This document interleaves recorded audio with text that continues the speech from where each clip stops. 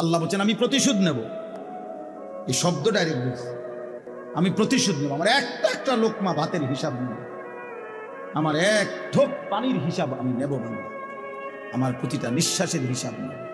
সুম্মা লাতুসআলুন্না ইয়াউমাইদিন আনিন নাঈম, আমার প্রতিটা নিয়ামতের হিসাব নেব। এজন্য প্রিয় বন্ধু আমার, বাপ আমার, দয়া করে আল্লাহর ওয়াস্তে বাবাদেরকে বলি, যুবক ছেলে তোমাদেরকে বলি, আমাকেও বলি, আমরা সবাই মিলে আল্লাহর দিকে ফেরা দরকার। কার দিকে? একটা ছেলে হইলেও মাইনো ভাইয়া নষ্ট করে দিও। এই ভাই, প্রিয় কিশোর, মনে রাখো নিজের ভালো কুত্তাও বোঝে। একটা কুকুররে যদি কেউ লাঠি আলগি দেয়, এই কুত্তাটাও এটা বোঝে যে এটা দিয়ে আমার যদি বাড়ি দেয় আমার ক্ষতি হবে, এই জন্য কুত্তায় দৌড় মারে, ঠিক না? তাহলে নিজের কমপক্ষে নিজের ভালো, নিজের সেফ, এটা কুত্তাও বোঝে, এটা জানোয়ারও বোঝে। তো তুমি বোঝো না ভাইয়া, তুমি এদুরও বোঝো না? তোমার এই রাত দিন নারী দেখা, ছবি দেখা, উলঙ্গ দৃশ্য দেখা তোমার এই জাহান্নামের আগুনে পোড়াবে, এই এদুরও বুঝলা না? তোমার এই লাগাতার নামাজ না পড়া এই জীবন যে তোমার শেষ পর্যন্ত জাহান্নামে নিবে, এদুরও বুঝলা না? হায় হায় হায়, নিজের ভালোটাই তো কমপক্ষে বুঝলা না। কেমনে বললে বুঝবা?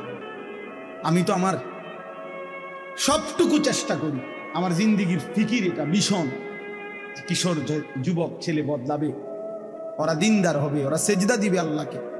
এক যুবক যখন সেজদা দেয় তো আল্লাহ তাআলার আরশ নড়ে ওঠে। আল্লাহ তাআলা আরশ আজিম থেকে বলে, যুবক আমার সেজদা দিলি, যা আমি ওয়াদা দিলাম তোরে এই আরশের নিচে ছায়া দেব। তুই আসবি যুবক হাসরের ময়দানে, আমি তোরে আরশের নিচে ছায়া দেব।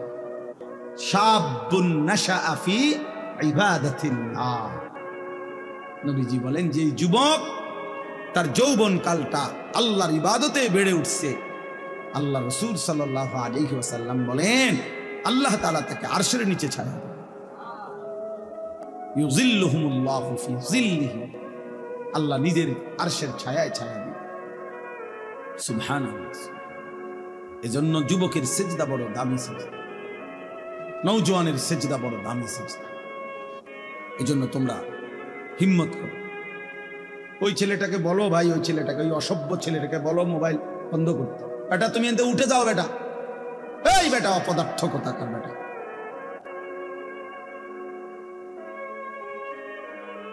চিন্তা করছেন নি? ওরে দুইবার বললাম। আর এইটাই জীবন। কিছু ছেলে পেলের জীবন এমন, এরা এত শক্ত হয়, এরা কত হইলো হুজুর তোর আব্বাও যদি কয় আমি লড়তাম না, আমি যেমন আছি। হ্যাঁ, এটা সাংঘাতিক, জানেন না? কিছু ছেলে পেলে এমন শক্ত হয়ে যায়, কলিজা পাথর হয়ে যায়। এর কত হইলো যা বেটা তোর বেটা এর থেকে কত ভালো হুজুর কইছে, বেটা এতে আরো কত মোটা তাজা হুজুর দেখছি, আমার লড়াই করছে না, 1.5 বুড়িয়া হুজুর আইছে মাঠফারের লড়াই। আস্তাগফিরুল্লাহ, আস্তাগফিরুল্লাহ। রাগ হইও না বাপ, আমি না বললাম আমি ফেরাইতে চাই, এই জন্য আমি একটু শক্ত, নাহলে আমি তো আর এনে এমন না যে কাজে লাগছি আইয়া এই কারণে সেটাই কতক্ষণ দমকাই ফেললাম। এ তো ঝগড়ার জন্য না। আমার এই মাকসাদই হলো তুমি কেন সেজদা করবা না, নামাজ কেন পড়তা? কমপক্ষে এটা তো বোঝা উচিত যে আমি আল্লাহর সাথে আমার রাগ কিসের। এটা তো কোনো যুক্তিতে ভাই একেবারে সামান্য বিবেক যদি থাকে, আল্লাহর সাথে রাগ করব কেন? তিনি আমার সব কিছু দিছেন, ঠিক না? আল্লাহ আমার সমস্ত প্রয়োজন পূরণ করতেছেন, যে আমারে সব দিল এবং আমি ডাকলেও দেয় না ডাকলেও দেয়, এমন মালিক আমি পাবো কোথায়? মা গাররাকা বিরাব্বিকাল কারীম, আল্লাহ বলে বান্দা বলো না এমন মেহেরবান মাওলা আমার মতো দয়ালু রব থেকে কে তোমারে ধোঁকা দিল? এমন মালিক কই পাবা বান্দা, এমন মুনিব কই পাইবা, কই পাইবা? হাদিসে আছে নবীজি সাল্লাল্লাহু আলাইহি সাল্লামকে আল্লাহ তাআলা বলছে, বন্ধু আমার কোন বান্দা যদি 90 বছর পরেও জীবনের সব গুনাহ ছেড়ে দিয়ে আর করবে না ওয়াদা দিয়ে 90 বছর বয়সেও যদি রাতের অন্ধকারে কোনোদিন চোখের পানি ফেলে, এক ফোঁটা চোখের পানি ফেলে গুনাহ ছেড়ে দিয়ে আর করবে না ওয়াদা দিয়ে আমার কাছে যদি মাফ চায়, দোস্ত আমি ওয়াদা দিলাম, কসম বন্ধু, আমি এমন 90 বছরের বুড়া তার গুনাহ সব মাফ করে দেব। কুল ইয়া ইবাদিয়াল্লাযীনা আসরাফু আলা আনফুসিহিম লা তাকনাতু মির রাহমাতিল্লাহ। রব্বুল আলামিন বলেন, বন্ধু বলেন, ও আমার বন্ধু আপনি বলে দেন, হে আমার বান্দা, আল্লাহ বলতেছেন আমার বান্দা শুনো না, তোমরা যারা এই পরিমাণ গুনাহ করেছো যে নিজের জীবনটাকে জুলুম করে শেষ করে ফেলেছো, জীবনে বলতে কোনো নেকি নাই, ডানে বামে কোনো নেকি নাই, গুনায় গুনায় ভরা জীবন তোমাদের পুরা ডুবে গেছে। আল্লাহ বলেন বান্দা, গুনার সমুদ্রেও যদি হাবুডুবু খাও, সেখান থেকেও যদি কোনোদিন আমি আল্লাহকে মনে পড়ে, তাইলে যদি গুনাহ ছেড়ে দিয়ে আর করবা না ওয়াদা দিয়ে আমি আল্লাহর দিকে এক কদম ফিরে আসো বান্দা। আর যদি বলো মাওলা জীবনভর আমি আপনাকে নারাজ করেছি, আর করব না মাওলা, আপনার নাফরমানি করব না মাওলা, আমি তওবা করলাম মাওলা, গুনাহ ছেড়ে দিলাম, আল্লাহ বলেন লা তাকনাতু মির রাহমাতিল্লাহ, আমার গুনাহগার নাফরমান বান্দা, আমি আল্লাহর রহমত থেকে নিরাশ হইও না বান্দা।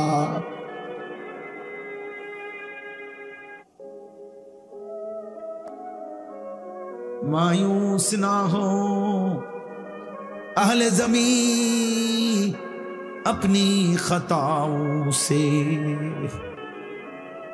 तकदीर बदल जाती है मुदतर की दुआओं से।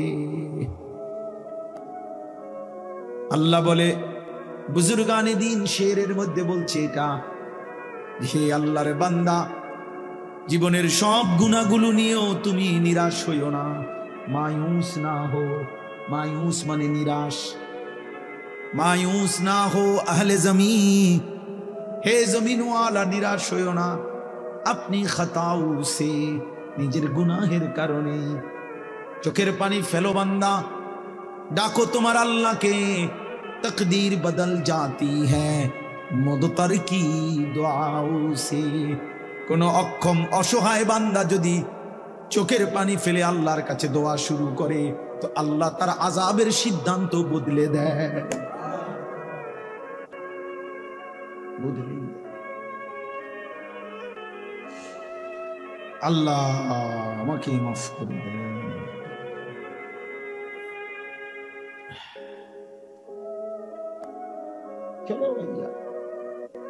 আমরা বলার চেষ্টা করছি মালিকের কাছে, তো আমরা এটা বলতে পারবো যে আল্লাহ আমরা বলার চেষ্টা করছি আপনার বান্দাদের কাছে, আমরা চেষ্টা করছি। এজন্য প্রত্যেকে ইনশাআল্লাহ, আপনারা আসলে আমি মহব্বত করেই বললাম, কেন রাত এত হইছে, এরপরও খোলা আকাশের নিচে আপনারা মজা খুব সুন্দর করে মনোযোগ দিয়ে সবাই বসছেন। চলেন মনোযোগ দিয়ে, যেহেতু বসছেনই মনোযোগ দিয়ে শুনতেছেন, একজন বক্তার ওয়াজ শুনছেন ভাল লাগছে এটা না, প্রিয় ভাই একদিন আমিও থাকবেন না, আপনিও থাকবেন না। এই দেখতে দেখতে আমার ওই ছেলেরা যারা আমার ওয়াজ রেকর্ডিং করে, এই ছেলেগুলো অনেকগুলো আছে যেগুলো নিয়মিত আমার সাথে থাকে, চলে আর সব জায়গায় যাবে, ওরা বলতেছে যে এখন যে হুজুর আমরা তো আর আপনার সাথে হজে চলে যাব, আমি দেখা হবে না, আমরা একটু সময় দিই। আমার এটা খুব মনে পড়লো যে হায় যদি আর দেখা না, যদি আর কোনোদিন বলার সুযোগ না হয়। আল্লাহ আমাদেরকে মাফ করে দেন। চলেন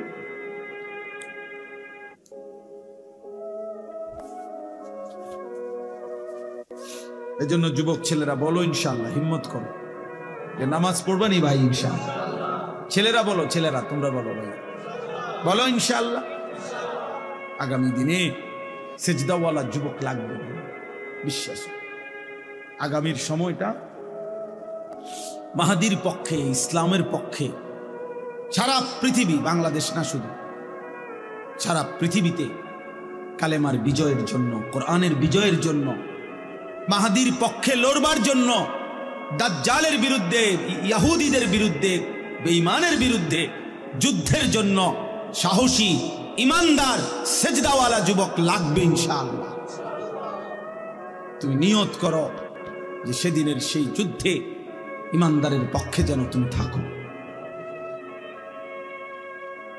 আমি আমার ছোট ছেলেরও মস্ক করাইছি যে বাবা দোয়া করতে থাক বাপ, হয় তুই যুদ্ধ করবি না আমি যুদ্ধ করব, কিন্তু কালেমার বিজয় হবে ইনশাআল্লাহ, ইসলামের বিজয় হবে। এই দেখবেন একদিন পাকিস্তান এক ধাক্কা দিছে, 3 ঘন্টা লাগছে না, উড়ে এলাইছে। ইন্ডিয়া ঠান্ডা হয়ে গেছে, বুঝেন নাই? ঠান্ডা, একদম ঠান্ডা। মোমেন দেখায় দিছে 10ই মে ফজরের নামাজের পরে পাকিস্তানি সেনাবাহিনী মর্দে মুজাহিদ চূড়ান্ত হামলা করছে ফজরের নামাজ পড়ে। সব চ্যানেলে আসছে কথা খবর। ফজরের সালাম ফিরায়া নারায়ে তাকবীর আল্লাহু আকবরের ধ্বনি দিয়ে মিসাইল হামলা করছে। 3-4 ঘন্টার ব্যবধানে ভারত মাথা নোয়াইতে বাধ্য হয়েছে। এই দেখবেন একদিন ইনশাআল্লাহ, একদিন ঘুম থেকে জেগে শুনবা যুবক ফিলিস্তিন বিজয় হয়েই গেছে।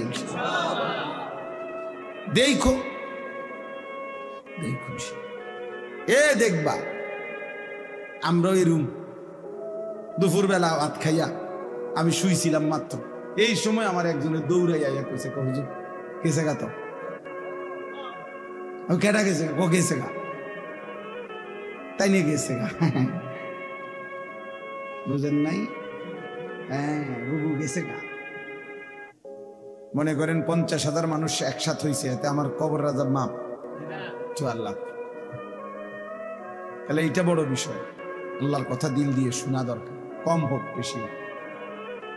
এই জন্য একজনও, ছেলেরা নওজোয়ান, মোবাইল হাতে ধরে রেখে নামো, আর ভালো না লাগলে চলে যাও, গিয়া অন্যখানে মোবাইল টিপো, এটাও বল। বাকি এখানে বসে মোবাইল হাতে ধরে রাখা যাবে না, আমি নিষেধ করলাম। যার ভালো না লাগে সে চলে গেলে ভালো, গিয়া ঘুমাইলে ভালো। 2 নম্বর হলো, আমি একটা বিষয় বলি। আমি যখন খুতবা পড়তেছি, আমি একজন ছেলেকে দেখলাম যে ওই যে বাদ্য বাজতেছে, কোনো জায়গার মধ্যে বাদ্য বাজছে, সে বাদ্যের তালে তালে ঢুলতেছে, নিজের শরীর নাড়াইছে এখানে বসে। আমরা দেখছি, আমি ইচ্ছা করলে তোমারে দাঁড় করাইতে পারতাম, কিন্তু আমি সতর্ক করলাম। মনে রাখতে হবে, হাদিসের মধ্যে আছে, আল্লাহ নবী সাল্লাল্লাহু আলাইহি ওয়াসাল্লাম বলছেন, ইস্তিমাউল মালাহি মাসিয়াতুন, এই গান শোনা, বাদ্য শোনা, এটা গুনাহ। ওয়াল জুলুসু আলাইহা ফিসকুন, এবং ওই গানের মজলিসে বসা সে প্রকাশ্য পাপী, ফাসিক। এরপরের লাইনটা ভয়ানক, ওয়াত্তালাযযুযু বিহা কুফরুন, গান শুনে মজা নেওয়া, স্বাদ নেওয়া, এটা কুফরি। এই জন্য এটা বড় ভয়ানক বিষয়। আপনার যে তাল উঠলে, দুললে, নাচলে, তো এটা ইমান চলে যাওয়ার আসলে, যে ভয়ানক বিষয়। হয়তো তোমার এমন অবস্থা যে তুমি যত নাফরমানি করো, হতে পারে শুক্রবারে তো নামাজ পড়ো, এই কথা মনে করে যে তুমি মুসলমান। হতে পারে তো তুমি কারো জানাজা পড়ো, এই কথা মনে করে যে তুমি তো মুসলমান। কিন্তু যদি আমার অজান্তে আমার ইমান না থাকে, আমি বুঝলামই না বা জানলামই না, হাসরের ময়দানে গিয়ে দেখলাম যে নামাজগুলো পড়ি নাই সেগুলোও নাই, যে 2-1 ওয়াক্ত পড়ছি সেটাও নেই। কারণ ইমানবিহীন কোনো ইবাদত কবুল হয় না। স্পষ্ট কথা এটা কোরআন। ওমান আরাদাল আখিরাতা ওয়া সাআ লাহা সাইয়াহা ওয়া হুয়া মুমিন ফাউলাইকা কানা সাইয়ুহুম মাশকুরা। আল্লাহ তাআলা বলেন যে আখিরাত চায় মানে জান্নাত চায়, আখিরাতের মুক্তি চায়, ওয়া সাআ লাহা সাইয়াহা এবং জান্নাতের জন্য আখিরাতের জন্য কঠোর পরিশ্রম করে, মানে আমলের মেহনত করে। ওয়া হুয়া মুমিন, এই অবস্থায় যে সে মুমিন, এইটা বলে নিছে। ঈমান অবস্থায় যদি আখিরাতের আশায় কেউ সর্বোচ্চ মেহনত করে, ফাউলাইকা কানা সাইয়ুহুম মাশকুরা, আল্লাহ তাআলা বলেন তাহলে তার সমস্ত চেষ্টা কৃতজ্ঞতার উপযুক্ত, অর্থাৎ প্রতিদান পাওয়ার উপযুক্ত। তাহলে শর্ত হলো ওয়া হুয়া মুমিন, সে ঈমানদার হইতে হবে। ঈমান জরুরি। কুরআনুল কারীম আল্লাহ বলছে ইয়া আইয়ুহাল্লাযীনা আমানু কুতিবা আলাইকুমুস সিয়াম, হে মুমিন তোমাদের উপরে রোজা ফরজ করা হয়েছে। তার মানে নাফরমানের উপরে না, বেঈমানের উপরে না। ঈমান জরুরি, ঈমান জরুরি। এভাবে সমস্ত আমলের ক্ষেত্রে আল্লাহ তাআলা ঈমানকে শর্ত করেছে। মান আমিলা সালিহাম মিন যাকারিন আও উনসা ওয়া হুয়া মুমিন, আল্লাহ বলেন পুরুষ কিংবা নারী ঈমান অবস্থায় যেই নেক আমল করবে আমি আল্লাহ তাআলা তাকে ফালানুহইয়ান্নাহু হায়াতান তাইয়্যিবা, দুনিয়াতেই আরামের পবিত্র জীবন দান করবে। ওয়ালা নাজজিয়ান্নাহুম আজরাহুম বিআহসানি মা কানু ইয়ামালুন, এবং তার সমস্ত আমলের বিনিময়ে আখিরাতে সর্বোত্তম বিনিময় জান্নাত দান। শর্ত হইল ওয়া হুয়া মুমিন, কি হইতে হবে? ঈমান হইতে হবে। ঈমান জরুরি, ঈমান জরুরি। এজন্য দাওয়াত ও তাবলীগের মেহনতে ঈমানের মুযাকারা হয় বেশি, ঈমানের কথা তাবলীগের সাথীরা বেশি আলোচনা। আল্লাহর বান্দাদের কাছে ঘুরে ঘুরে ঈমান শেখায়। অনেকে এটা বুঝে না, কি করে মসজিদে মসজিদে ঘুরে ঘুরে। হ্যাঁ, আপনি দেখতে পারেন না মসজিদে ঘুরে ঘুরে কি করে? মসজিদে ঘুরে ঘুরে বন খায়। মূলত আল্লাহর বান্দাদেরকে ঈমান শেখায়, আখিরাত চেনা, ঈমান জরুরি। কিশোর নওজোয়ান তোমরা শোনো বাবা, হাদিসে আছে নবী সাল্লাল্লাহু আলাইহি ওয়াসাল্লামের একজন সাহাবী ছিল জুনদুব ইবনে আব্দুল্লাহ। জুনদুব ওনার নাম, সাহাবীর নাম। তিনি বলছেন যে আমরা যখন কিশোর ছিলাম, ওয়া নাহনু হাযাবিরা, হাযাবিরাতুন আরবি শব্দ, অর্থ হলো করিবুল বুলুগ, আমরা বালেগ হওয়ার কাছাকাছি, মানে কিশোর। কিশোর টিনেজ কয়, ইংরেজিতে টিনেজ কয়, মানে ইংরেজি অক্ষরের মধ্যে যেগুলোর মধ্যে টিন এটা আছে, এই 10 এর পরে 11 পরে কি, এরপরে এই 13, 14, 15, 16, 17, 18, 19, এই যে টিন, এরাই টিনেজ, কিশোর। তো তিনি বলেন আমরা কিশোর ছিলাম। এই সময় আমরা কয়েকজন কিশোর যুবক, কিশোর বয়সী ছেলে, ওই সাহাবী বলতেছেন আমরা নবীজি সাল্লাল্লাহু আলাইহি সাল্লামের কাছে কিছুদিন থাকলাম। নবীজির কাছে থেকে কি করলাম এই ছোট বয়সে, কিশোর বয়সে? তো তিনি বলেন ফাতাআল্লামনাল ঈমান, আমরা এই কিশোর বয়সে নবীজির কাছে থেকে অবস্থান করে ঈমান শিখলাম। ফাতাআল্লামনাল ঈমান, এজন্য দোস্ত ঈমান শিখতে হয়, মুসলমান হইতে হয়, মুমিন হইতে হয়। এমনি শুধুমাত্র লা ইলাহা ইল্লাল্লাহ এই বাক্যটা মুখস্থ জানলে যথেষ্ট না। এটা তো একটা বাক্য, কালেমা ঈমানের, এটা দরকার, এটা বাধ্যতামূলক। কিন্তু শুধু এই বাক্যটা জানা, বলা, এটা মুখস্থ থাকা, এটাই যথেষ্ট নয়। নবীজি সাল্লাল্লাহু আলাইহি ওয়াসাল্লাম বলছেন একেবারে সব হাদিসের কিতাবে আছে। আল ঈমানু বিদউন ওয়া সাবউনা শু'বা, ঈমানের 70টার চাইতে বেশি ডালপালা রয়েছে, শাখা প্রশাখা। মোবাইল নামান নাম মোবাইল নাম আসেন আবার নিয়ে বলছি না, আমি ভালো না লাগবে চলে যান। তো আল ঈমানু বিদউন ওয়া সাবউনা শু'বা, ঈমানের 70টার চাইতে বেশি ডালপালা রয়েছে, নবী সাল্লাল্লাহু আলাইহি ওয়াসাল্লাম বলেছেন। তো মুহাদ্দিসিন উলামায়ে কেরাম ব্যাপক গবেষণা করে বের করছেন ঈমানের মোট শাখা প্রশাখা হলো ৭৭টা। কয়টা? ঈমানের ৭৭টি শাখা প্রশাখা। তো নবীজি সাল্লাল্লাহু আলাইহি ওয়াসাল্লাম বলেন, ফাআফদালুহা কাউলু লা ইলাহা ইল্লাল্লাহ। এই ৭৭টি শাখার মধ্যে সবচেয়ে বড় ডাল, সবচেয়ে বড় শাখা, প্রধান শাখা, যে আমরা লিখছেন কেন্দ্রীয় জামে মসজিদ, মনে করেন কেন্দ্রীয় শাখা মানে প্রধান শাখা, মেইন ডাল, লা ইলাহা ইল্লাল্লাহ, এই বাক্য বলা। তাহলে তো ৭৭টা শাখার একটা প্রধান শাখা হলো কি? এই কালেমা। তো বাকি ৭৬টা বলো ভাইয়া, ছেলেরা বলো, বাবা তুমিও বুঝো আমিও বুঝি যে তুমিও মরে যাবে আমিও মরে যাব। এটা সহজ কথা দোস্ত, তোমারও শেষ আছে আমারও শেষ আছে, হাসলেও মরে যাবে কাঁদলেও মরে যাবে, এটা সবাই আমরা বুঝি।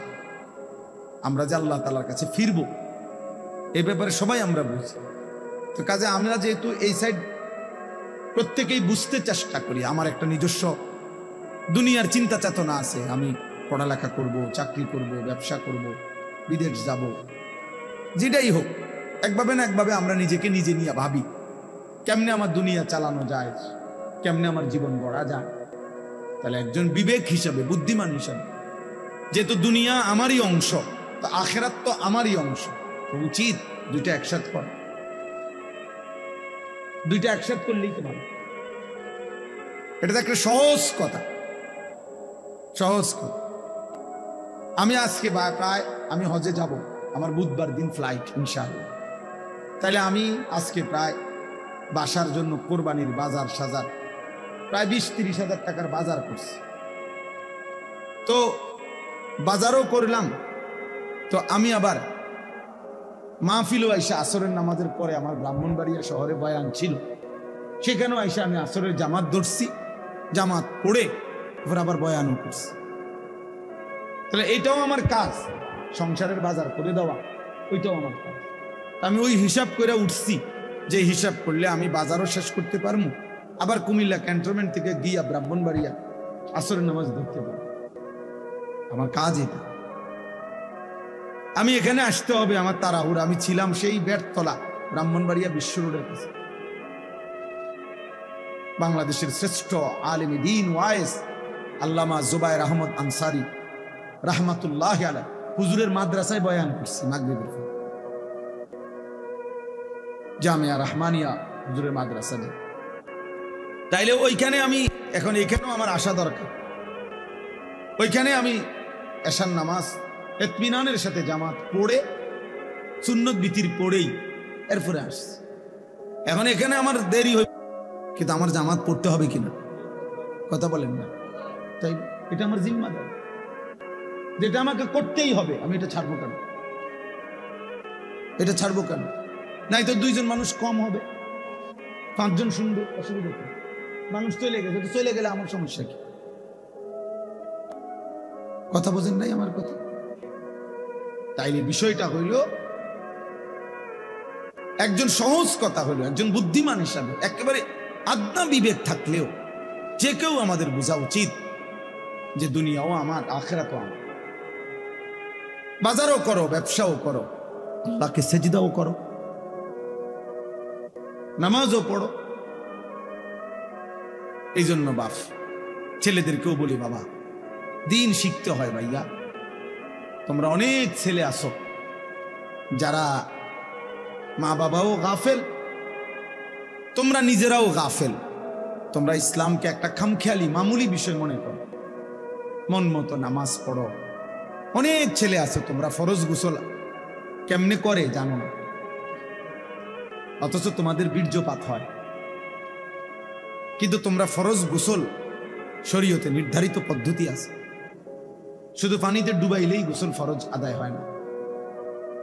শরীয়তে নির্ধারিত নিয়ম আছে, ওই নিয়মে যদি কেউ ফরজ গোসল না করে সে 100 সে নাপাক, অপবিত্র।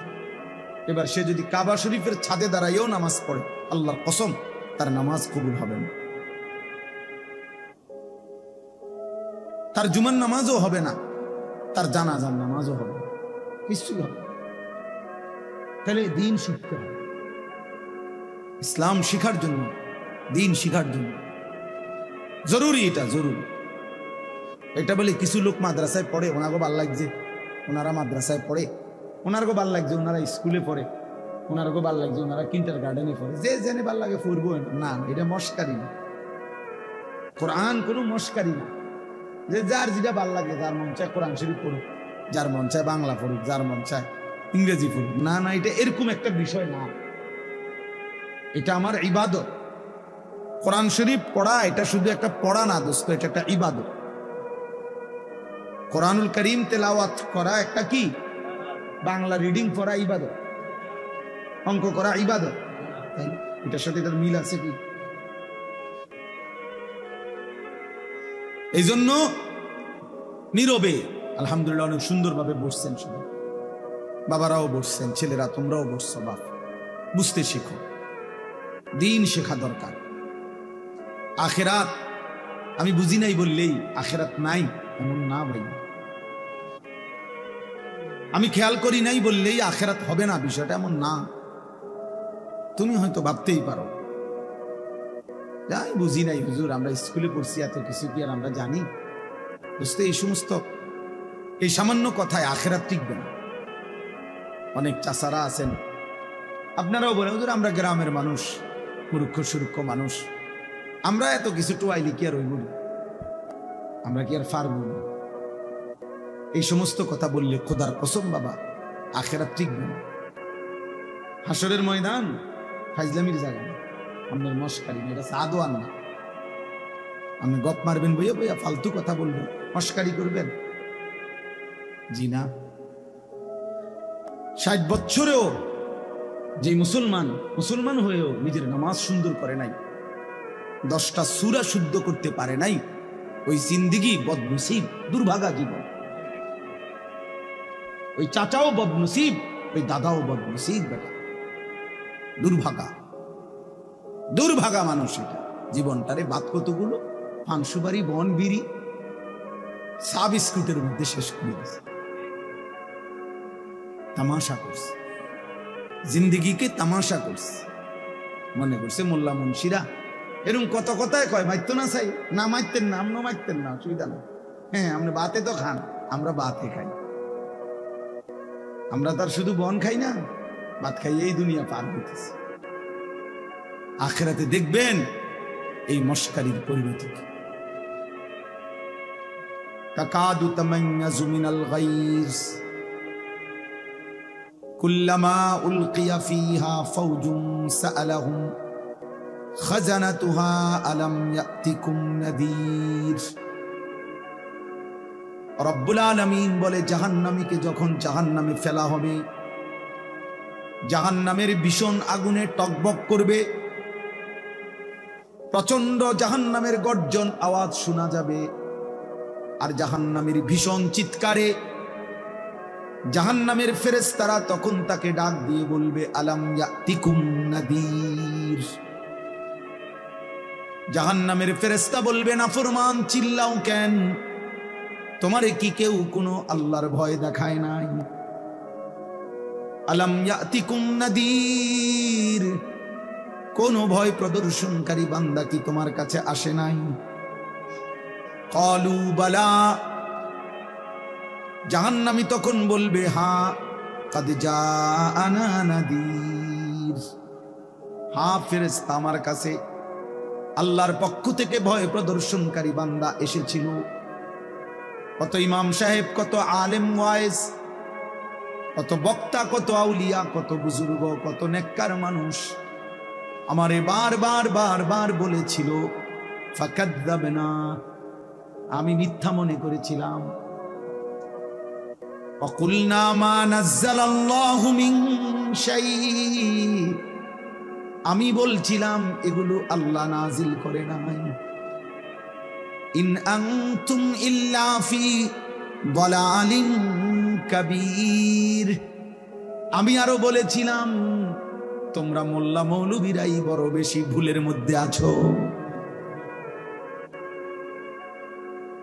সরাসরি কোরআন শরীফের তরজমা। ওয়াকালু লাউ কুন্না নাসমাউ আও নাকিলু মা কুন্না ফি আসহাবিস সাঈর। আল্লাহ বলেন জাহান্নামী বলবে, ফেরেশতা সেদিন দুনিয়ার জমিনে যদি একটু বুঝতাম অথবা একটু শুনতাম তাহলে আজকে আমরাও জাহান্নামী হতাম না। ফাতারাফু বিদামবিহিম, আল্লাহ বলে জাহান্নামী তার সবগুলো পাপের স্বীকৃতি দেবে। সব স্বীকৃতি শুনে ফেরেশতা তখন বলবে ফাসুহকাল লি আসহাবিস সাঈর, জাহান্নামী দূর হ, জাহান্নামের আগুনেই পড়ে থাক। শুনছেই যা, কিন্তু ফেরেশতা কি করবে? ফেরেশতার কোনো ক্ষমতা আছে কি? ফেরেশতা কি? মা সালাকাকুম ফি সাকার। প্রিয় যুবক শোনো বন্ধু, কোরআনুল কারীমে আছে আল্লাহ বলেন জাহান্নামের ফেরেশতা জিজ্ঞেস করবে না ফরমান, কি তোকে জাহান্নামে ফেললো? ক্বালু লাম নাকু মিনাল মুসাল্লিন, খোদার কসম জাহান্নামী বলবে বন্ধু ফেরেশতা ভাই আমি নামাজি ছিলাম না। লাম নাকু মিনাল মুসাল্লিন, আমি মুসল্লি ছিলাম না, নামাজি ছিলাম না। হ্যাঁ, কোরআনুল কারীমের মধ্যে আল্লাহ বলেন কাল্লা ইদা বালাগাতিত তারাকি, আল্লাহ তাআলা বলেন নাফরমানের জান কবজ করতে যখন আজরাইল ফেরেশতা টান দিবে রূহটা ধরে, তখন এই রূহটা ছিঁড়ে কণ্ঠনালীর মধ্যে আইসা আটকায়া যাবে, বের হবে না। ওয়াকিলা মান রাক, লোকেরা তখন বলা বলি করবে কে আছো তারে ফু দিবা, কে আছো তারে ঝাড় ফুক করবা, কে আছো তারে একটা তাবিজ দিবা, একটা কিছু দিবা, সে তো ছটফট করতেছে। ওয়াকিলা মান রাক ওয়ালতাফাতিস সাকু বিসাক, আল্লাহ বলেন দুইটা পায়ের দুইটা অংশ পায়ের এইভাবে ভয়ে আর আতঙ্কে একটা আরেকটার সাথে মিলে যাবে। অগন্না আন্নাহুল ফিরাক, আল্লাহ বলেন নাফরমান বুঝে ফেলবে আজকে আর কোনো জায়গা ফু দিয়া কোনো লাভ নাই, আমাকে এই দুনিয়া থেকে বিচ্ছিন্ন হতেই হবে।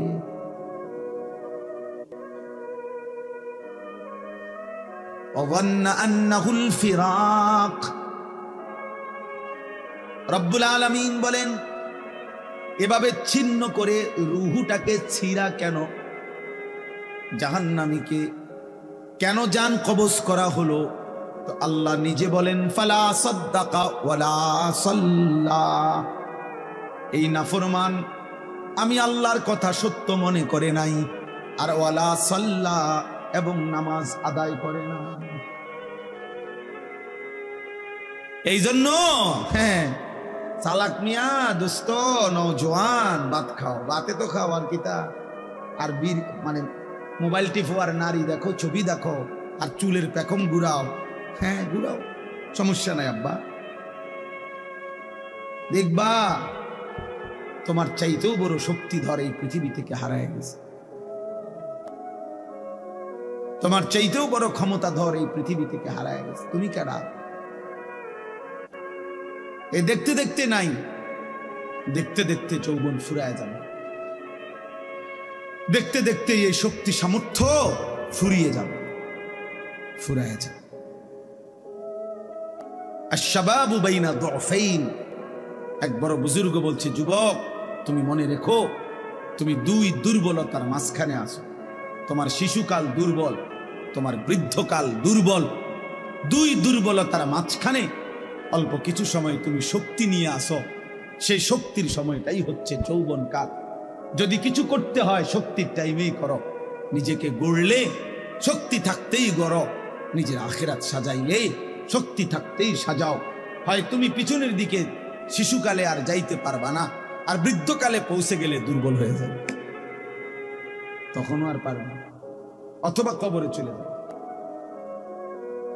এই জন্য 17 বছরের, 18 বছরের, 20 বছরের ছেলে তোমাদেরকে বলি, বাপ এত অল্প বয়সে যদি আল্লাহ পাকের এত বড় নাফরমান হও, মাত্র 18 বছর বয়সেও যদি তুমি আল্লাহকে এইভাবে না চিনো, 18 বছর 20 বছর বয়সেই যদি তুমি একটা সেজদা দিতে মন না চায়, আরে জানোয়ার তুই 60 বছর পর্যন্ত যাইতে যাইতে তোর অবস্থা কি হবে বেঈমান? এই বেঈমান, এই নিকৃষ্ট, তোর হালাত কি হবে? তুই 18 বছর বয়স না হইতে যদি আল্লাহর এত বড় দুশমন হস, তোর বাকি হালাত।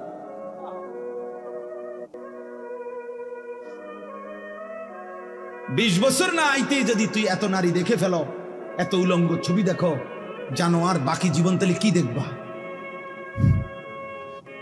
হাইওয়ান বলো, বাকি হায়াত কি দেখবা? তাহলে যা দেখার তো সব দেখে এলেছে। এরপরে কি করবা? এত কম বয়সে এত নারী,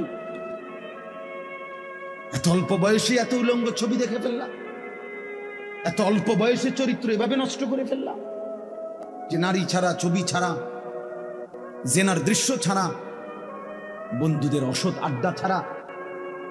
ওই দেখেন ওই অপদার্থের দিকে দেখেন, ওই দেখেন ওই অপদার্থ কি করে।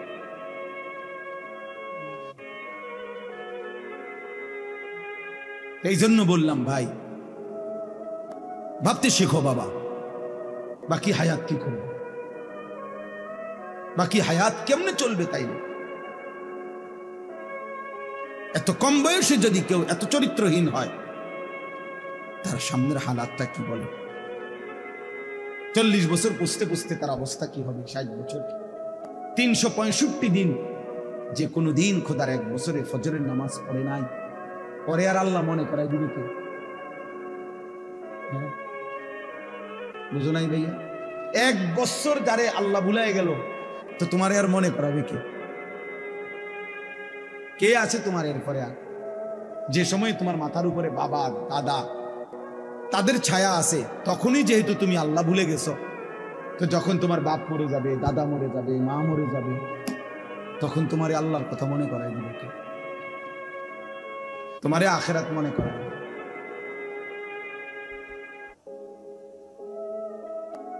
ছোটবেলায় আমার মনে আছে, আমার ছোট্টবেলা থেকে আমার মা সারাটা জীবন মা আমগরে নামাজের কথা জিজ্ঞাসা। আমি প্রায় বলি, এখন আমার মার বয়স কমপক্ষে 70 হবে, আমার আম্মার কিচ্ছু মনে নাই, কিছু বলতে পারে না, অসুস্থ। একটা ট্যাবলেট দিলে আধা ঘন্টায়ও মা ট্যাবলেটটা খায় না, বোঝে না কিতা কইলে কই মা এটা খান না, খান। পানি মুখে দিলে জোর করে মা এটা ধরে রাখে, মা এটা বোঝে না যে এটা খাওয়া দরকার, মানে এই কথাটাই বুঝে পারি না। এমন এমন দুর্বল হয়ে গেছে সেই মা আমার। এখনো আমরা কথা বললে আমগরে জিগা, আমারে তো জিগা, হুত নোয়া ধরছিল কসম আল্লাহ, মা আমার এখনো আমার জিগা, ফুত নামাজ উঠছিল, নামাজ উঠছিল। মা আমার সবসময় বলে, এখনো বলে, মা ফুত কতখানে ওয়াজে যাও, মানুষের লগে চাই টাকা পয়সা লইয়া ঝামেলা করে। তো আমার 44 বছর বয়স, 44 বছর বয়স আমি মায়ের সেই নজর নেগরানি, আলহামদুলিল্লাহ। তোমার 18 বছর বয়সেই তোমার আব্বাও তোমারে বলে না, মাও বলে না, সমাজের কেউ ডাকে না। তোমার পতন, তোমার ধ্বংস, তোমার বরবাদি, তুমি নারী দেখতে দেখতে ধ্বংস হয়ে যাইতেছ, ছবি দেখতে দেখতে বেঈমান কাফেরদের মতো সাজতে সাজতে সাজতে সাজতে চুল পান শার্ট পোশাক লেবাস চলা ফেরা উঠা বসাতে কাফের মুশরিকদের মতো হতে হতে ধীরে ধীরে একটা সুন্দর ছেলে, একটা সুন্দর জওয়ান মুসলমানের একটা তাগড়া ছেলে চোখের সামনে কি হয়ে যেতেছে, নষ্ট হয়ে। এই সমাজ তাকায় তাকায় দেখতেছে। বুঝছেন চাষা ব্যাপারটা চিন্তা করে দেখেন বিষয়টা কি ভাইয়া? একটা ছেলে বলো বাপ, কেউ তোমারে ডাকে না, কেউ তোমারে ফেরায় না, কেউ তোমার এই অব্যাহত গুনাহ অশ্লীলতা বেহায়াপনা থেকে কেউ টাঙে ধরতেছে না, ফেরাইতে চাচ্ছে না। আহা, মনে হয় যেন চোখের সামনে জাহান্নামের আগুনের দিকে যাচ্ছে, ধাও ধাও আগুনের দিকে। সবাই যেন দেখতেছে ঠিক আছে আগাও।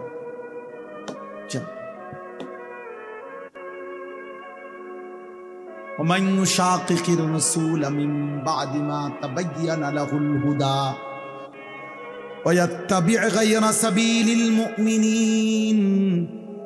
আল্লাহ বলেন আমার রাসূলের মাধ্যমে আমি সব কিছু স্পষ্ট করে বলে দেওয়ার পরেও যারা আমার রাসূলের বিরুদ্ধাচরণ করবে, ওয়াত্তাবি গায়রা সাবিলিল মুমিনিন, আমার প্রকৃত ঈমানদার যেই পথে চলে এই পথের উল্টো পথে যে চলবে, আল্লাহ বলেন আমার রাসূলের বিরুদ্ধাচরণ যে করবে, আমার ঈমানদার মুমিনের পথের উল্টো পথে যে চলবে, নুওয়াল্লিহি মা তাওয়াল্লা, আমি আল্লাহ তাকে সেই উল্টো পথেই চালাবো। ওয়া নুসলিহি জাহান্নাম, একদিন তারে ধাক্কা মেরে জাহান্নামে ফেলে দেব। খোদার কসম বন্ধু, আল্লাহ বলেন চলতে চলতে নাফরমান, গুনার অসভ্যতার অশ্লীলতা, সুদ আর হারাম, কিস্তি আর হারাম রোজগার করতে করতে চাচা 60 বছর পরে একদিন ফেরেশতা তোমারে লাথি দিয়া কবরে পাঠায় দিব।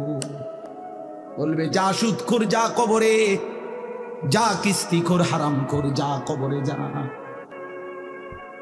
জীবনভর ওজনে কম দিলি, জীবনভর হারাম রোজগার করলি না ফরমান, যা এখন যা কবরে।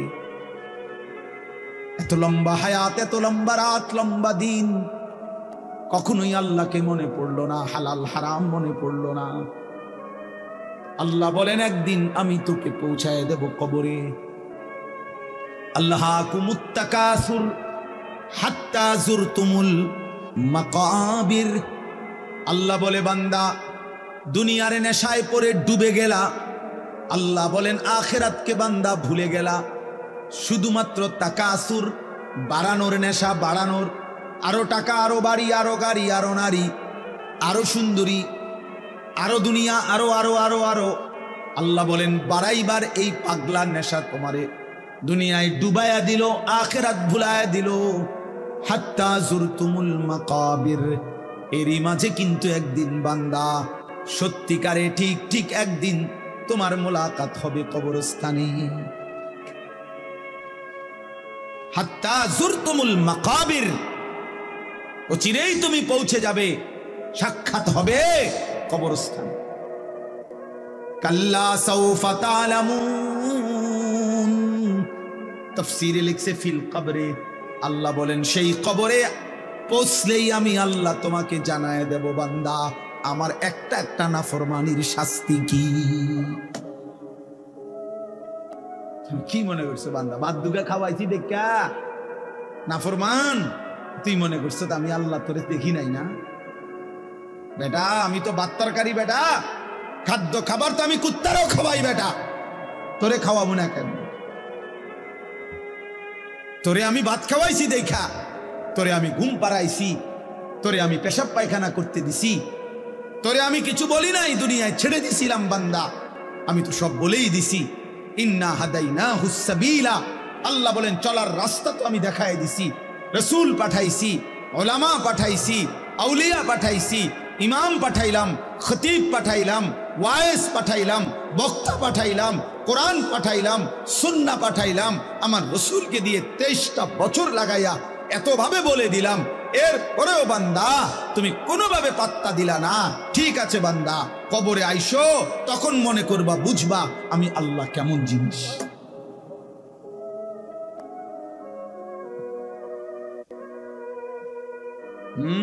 আমি দেখায় দেবো বান্দা।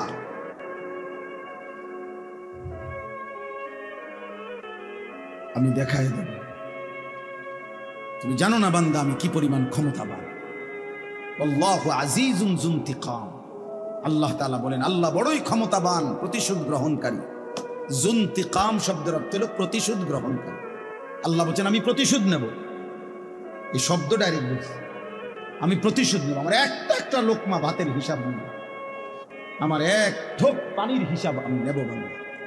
আমার প্রতিটা নিঃশ্বাসের হিসাব নেব। সুম্মা লাতুসআলুন্না ইয়াউমাইদিন আনিন নাঈম। আমার প্রতিটা নিয়ামতের হিসাব নেব। এজন্য প্রিয় বন্ধু আমার, বাপ আমার, দয়া করে আল্লাহর ওয়াস্তে বাবাদেরকে বলি, যুবক ছেলে তোমাদেরকে বলি, আমাকেও বলি, আমরা সবাই মিলে আল্লাহর দিকে ফেরা দরকার। কার দিকে? একটা ছেলে হইল মাইন ভাইয়া নষ্ট করে দিল। এই ভাই প্রিয় কিশোর মনে রাখো, নিজের ভালো কুত্তাও বোঝে। একটা কুকুররে যদি কেউ লাঠি আলগি দেয়, এই কুত্তাটা ওটা বোঝে যে এটা দিয়ে আমার যদি বাড়ি দেয় আমার ক্ষতি হবে, এই জন্য কুত্তায় দৌড় মারে, ঠিক না? তাহলে নিজের কমপক্ষে নিজের ভালো, নিজের সেফ, এটা কুত্তাও বোঝে, এটা জানোয়ারও বোঝে। তো তুমি বুঝো না ভাইয়া, তুমি এদুরও বুঝো না তোমার এই রাত দিন নারী দেখা, ছবি দেখা, উলঙ্গ দৃশ্য দেখা তোমার এই জাহান্নামের আগুনে পোড়াবে, এদুরও বুঝলা না? তোমার এই লাগাতার নামাজ না পড়া এই জীবন যে তোমারে শেষ পর্যন্ত জাহান্নামে নিবে, এদুরও বুঝলা না? হায় হায় হায়, নিজের ভালোটাই তো কমপক্ষে বুঝলা না। কেমনে বললে বুঝবা? আমি তো আমার সবটুকু চেষ্টা করি, আমার জিন্দিগির ফিকির এটা মিশন, কিশোর যুবক ছেলে বদলাবে, ওরা দিনদার হবে, ওরা সেজদা দিবে আল্লাহকে। এক যুবক যখন সেজদা দেয় তো আল্লাহ তাআলার আরশ নড়ে ওঠে। আল্লাহ তাআলা আরশ আজিম থেকে বলে, যুবক আমার সেজদা দিলি, যা আমি ওয়াদা দিলাম তোরে এই আরশের নিচে ছায়া দেব। তুই আসবি যুবক হাসরের ময়দানে, আমি তোরে আরশের নিচে ছায়া দেব। শাবুন নাশাআ ফি ইবাদাতিল্লাহ। নবীজি বলেন যে যুবক তার যৌবন কালটা আল্লাহর ইবাদতে বেড়ে উঠছে, আল্লাহ রাসূল সাল্লাল্লাহু আলাইহি ওয়াসাল্লাম বলেন আল্লাহ তাআলা তাকে আরশের নিচে ছায়া দেন। ইউযিল্লুহুমুল্লাহু ফি যিল্লিহি, আল্লাহ নিজের আরশের ছায়ায় ছায়া দেন। সুবহানাল্লাহ। এজন্য যুবকের সিজদা বড় দামি সিজদা, নওজোয়ানের সিজদা বড় দামি সিজদা। এজন্য তোমরা হিম্মত করো। ওই ছেলেটাকে বলো ভাই, ওই ছেলেটাকে, ওই অসভ্য ছেলেটাকে বলো মোবাইল বন্ধ করতে। বেটা তুমি এতে উঠে যাও বেটা, এই বেটা অপদার্থ কোথাকার বেটা।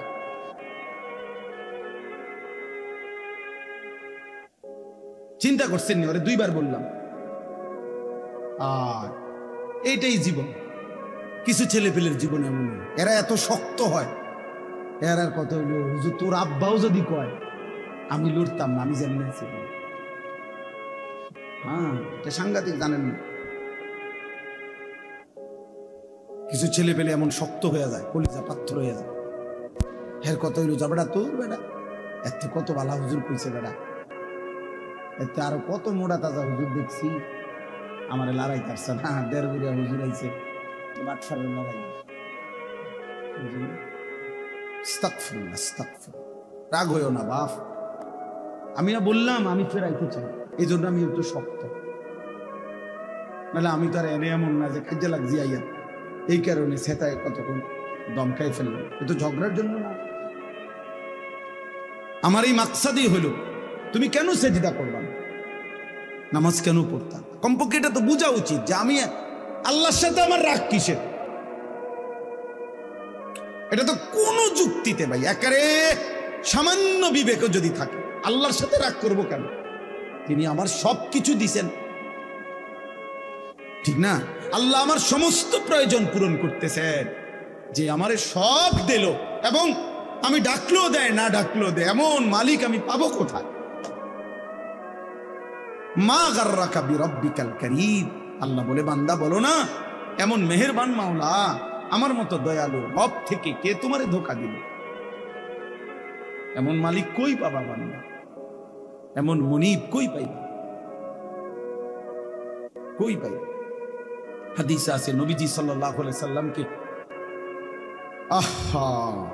আল্লাহ তাআলা বলছে, বন্ধু আমার কোন বান্দা যদি 90 বছর পরেও জীবনের সব গুনাহ ছেড়ে দিয়ে আর করবে না ওয়াদা দিয়ে, 90 বছর বয়সেও যদি রাতের অন্ধকারে কোনোদিন চোখের পানি ফেলে, এক ফোঁটা চোখের পানি ফেলে গুনাহ ছেড়ে দিয়ে আর করবে না ওয়াদা দিয়ে আমার কাছে যদি মাফ চায়, দোস্ত আমি ওয়াদা দিলাম, কসম বন্ধু, আমি এমন 90 বছরের বুড়া তার গুনাহ সব মাফ করব।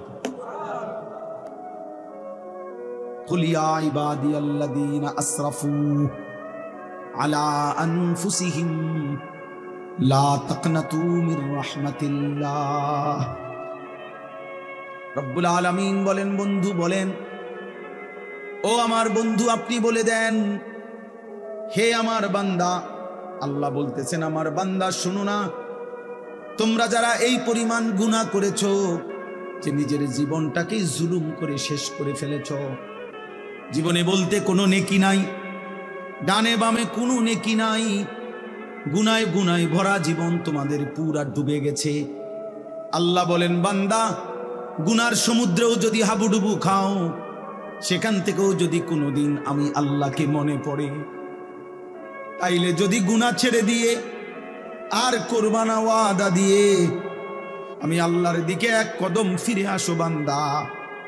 আর যদি বলো মাওলা জীবনভর আমি আপনাকে নারাজ করেছি, আর করব না মাওলা, আপনার নাফরমানি করব না মাওলা, আমি তওবা করলাম মাওলা, গুনাহ ছেড়ে দিলাম, আল্লাহ বলেন লা তাকনাতু মির রাহমাতিল্লাহ, আমার গুনাহগার নাফরমান বান্দা, আমি আল্লাহর রহমত থেকে নিরাশ হইও না বান্দা।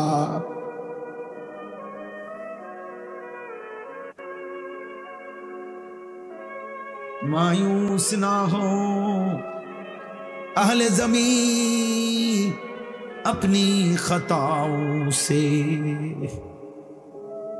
तकदीर बदल जाती है मुदतर की दुआओं से।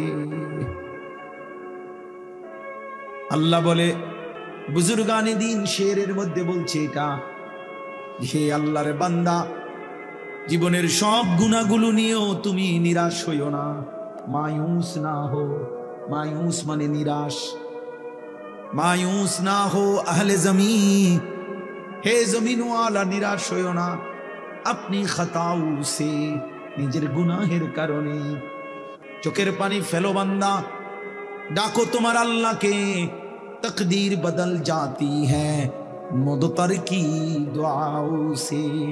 কোন অক্ষম অসহায় বান্দা যদি চোখের পানি ফেলে আল্লাহর কাছে দোয়া শুরু করে, তো আল্লাহ তার আযাবের সিদ্ধান্ত বদলে দেয়।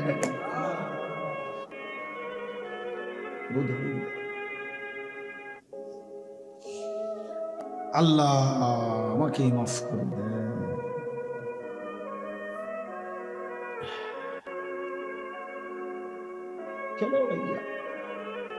আমরা বলার চেষ্টা করছি মালিকের কাছে, তো আমরা এটা বলতে পারবো যে আল্লাহ আমরা বলার চেষ্টা করছি আপনার বান্দাদের কাছে, আমরা চেষ্টা করছি। এজন্য প্রত্যেকে ইনশাআল্লাহ আপনারা আসলে, আমি মহব্বত করেই বললাম, কেন রাত এত হয়েছে, এরপরও খোলা আকাশের নিচে আপনারা মজা খুব সুন্দর করে মনোযোগ দিয়ে সবাই বসছেন। চলেন মনোযোগ দিয়ে, যেহেতু বসছেনই মনোযোগ দিয়ে শুনতেছেন, একজন বক্তার ওয়াজ শুনছেন ভাল লাগছে এটা না, প্রিয় ভাই একদিন আমিও থাকবেন না, আপনিও থাকবেন না। এই দেখতে দেখতে আমার ওই ছেলেরা যারা আমার ওয়াজ রেকর্ডিং করে, এই ছেলেগুলো অনেকগুলো আছে যেগুলো নিয়মিত আমার সাথে থাকে, চলে আর সব জায়গায় যাবে, ওরা বলতেছে যে এখন যে হুজুর আমরা তো আর আপনার সাথে হজে চলে যাব, আমি দেখা হবে না, আমরা একটু সময় দিই। আমার এটা খুব মনে পড়লো যে হায় যদি আর দেখা না, যদি আর কোনোদিন বলার সুযোগ না হয়। আল্লাহ আমাদেরকে মাফ করে দেন। চলেন।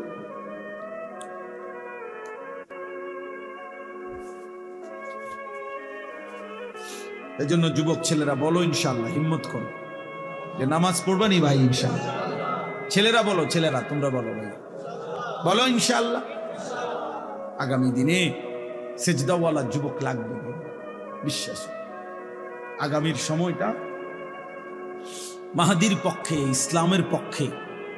সারা পৃথিবী, বাংলাদেশ না শুধু, সারা পৃথিবীতে কালেমার বিজয়ের জন্য, কোরআনের বিজয়ের জন্য, মাহাদির পক্ষে লড়বার জন্য, দাজ্জালের বিরুদ্ধে, ইহুদিদের বিরুদ্ধে, বেঈমানের বিরুদ্ধে যুদ্ধের জন্য সাহসী, ইমানদার, সেজদাওয়ালা যুবক লাগবে ইনশাআল্লাহ। তুমি নিয়ত করো যে সেদিনের সেই যুদ্ধে ইমানদারের পক্ষে যেন তুমি থাকো। আমি আমার ছোট ছেলেরও মস্ক করাইছি যে বাবা দোয়া করতে থাক বাপ, হয় তুই যুদ্ধ করবি না আমি যুদ্ধ করব, কিন্তু কালেমার বিজয় হবে ইনশাআল্লাহ, ইসলামের বিজয় হবে। এই দেখবেন একদিন পাকিস্তান এক ধাক্কা দিছে, 3 ঘন্টা লাগছে না, উড়ে এলাইছে। ইন্ডিয়া ঠান্ডা হয়ে গেছে, বুঝেন নাই? ঠান্ডা, একদম ঠান্ডা।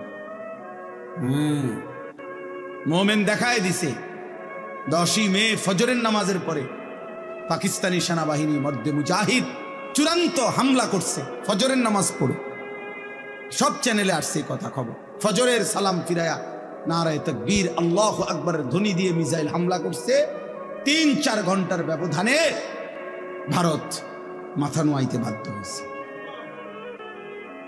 এই দেখবেন একদিন ইনশাআল্লাহ, একদিন ঘুম থেকে জেগে শুনবা যুবক ফিলিস্তিন বিজয় হয়েই গেছে।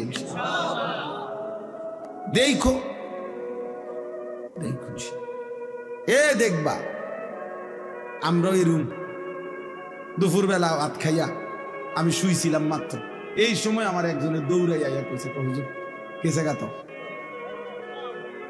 কেটা গেছে, ও গেছে গা, তাই নিয়ে গেছে গা। বুঝেন নাই? হ্যাঁ, বুবু গেছে গা। আমি তখন মসজিদে শোয়া ছিলাম 5ই আগস্ট, তাবলিগে সফরে গেছিলাম উত্তরবঙ্গ দিনাজপুরে, মসজিদে ছিলাম তখন। দুপুরবেলা মাত্র শুইছি, খাইতেছি, এই সময় আমার সাথে দৌড়াইয়া হুজুর গেছে গা। কি গেছে গা? গেছে গা, গেছে গেছে গেছে গা, আসলেই গেছে গা, গেছে। হ্যাঁ, এর জন্য ওলামা বিদ্বেষী যারা ছিল, লক্ষ লক্ষ ওলামায়ে কেরামকে বেইজ্জতি করেছে যারা, হাজারো রকমের জঙ্গি, বোমাবাজ, এই সমস্ত মিথ্যা ট্যাগ লাগায়া, মিথ্যা অপবাদ দিয়ে যারা এই প্রহসন করেছিল, তারা ঠিকই ভাইগা গেছে। মামুন বাংলার জমিনে আজও আছে, মামুনুল হক আছেই আছে, থাকবে ইনশাআল্লাহ। এই জন্য এই কিশোরগঞ্জের এক বেয়াদব নেতা নামের এক বেয়াদব গত কয়েকদিন আগে, এই বেয়াদব ওলামায়ে কেরামের বিরুদ্ধে জঘন্য মিথ্যাচার করেছে, বিদ্রুপ করেছে। বাংলাদেশের এক নেতা, পাগল পাগল, ফজু পাগল, ফজু পাগলা, পাগলায় যা মন চায় তাই বলছে। এদেশের মুসলিম নারীদেরকে বলছে, তোমরা হুজুরদের বাচ্চা পেটে ধারণ করবা না। কত বড় বেয়াদব, কত বড় জঘন্য বেয়াদব, চিন্তা করে দেখে। ইনশাআল্লাহ সেদিন বেশি দূরে নয়, যেদিন এই বেয়াদবেরও লাঞ্ছনা অপমান আমরা দেখব ইনশাআল্লাহ। এই জন্য প্রিয় ভাই, প্রিয় বাবা, সবার কাছে বলি, বাবা দিন মানেন, আল্লাহকে মানেন।